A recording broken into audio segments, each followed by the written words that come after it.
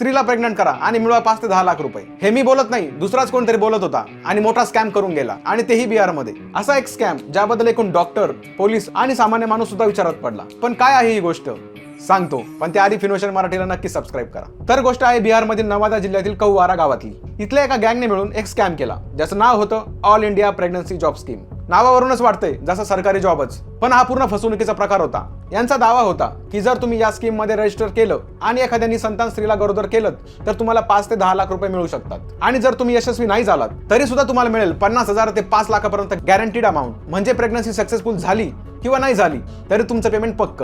यांची modus operandi अशी होती, यांनी आधी फेसबुक आणि व्हॉट्सअपवर जाहिराती चालवल्या, लोकांकडून पॅन कार्ड, आधार कार्ड आणि महत्त्वाचे कागदपत्र घेतली. मग 799 ची रजिस्ट्रेशन फी मागितली. मग स्त्रियांचे फोटो त्यांना पाठवले, ज्यातून जॉब अप्लिकंट्स आपली आवड निवड करणार.